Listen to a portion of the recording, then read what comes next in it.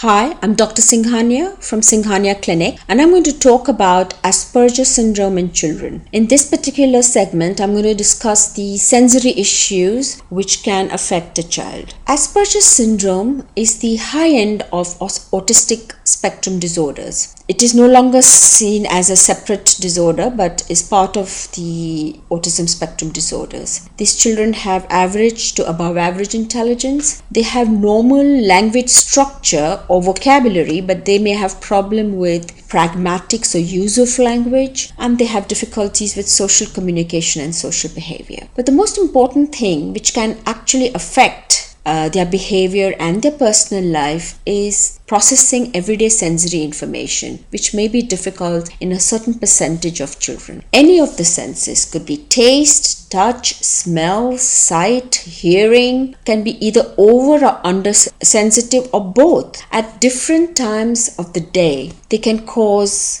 pain, even physical pain, including anxiety and stress.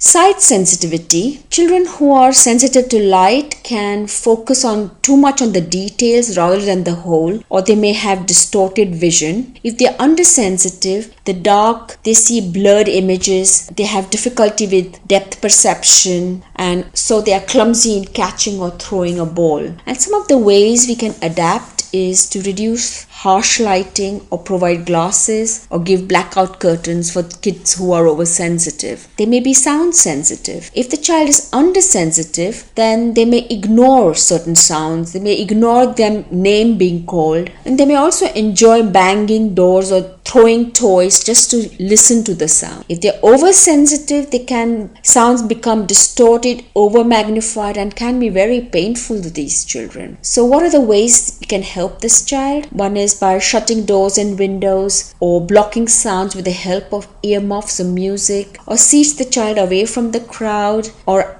in a quieter place in the classroom. These children can be touch sensitive. Now, those children who are very sensitive to touch, they may find touch painful and uncomfortable, and that's why they don't like being touched. They don't like wearing things on their hands and feet. Their head is sensitive, so they don't like brushing hair. It's painful for them to have their hair brushed or cut. And they can sometimes only tolerate certain types of clothing or textures. So how can we adapt? We warn the child before approaching, and we always approach them from the front. We must remember that hugs may be painful rather than comforting. Changing the texture of food, like making a puree of it, may help them. And slowly introducing different textures around the mouth to make them less sensitive and therefore more accepting of different foods. They can be undersensitive to touch and thus have a high pain threshold. I had a child who had almost broken his thumb, but he didn't say anything till his mother discovered it the next morning when she was giving him a bath. So they may not feel the pain. They may hold others too tightly, or they chew on things because they need to feel the food in their mouth. And how can we adapt? We can help them use weighted blankets or sleeping bags. We can give them latex-free tubes, straws, or hard sweets to chew. And there are other ways we can help those who have smell sensitivity or taste sensitivity. If you're seeking help, please visit our website www.singhaniaclinic.com or call us on the number shown below. Thank you for watching.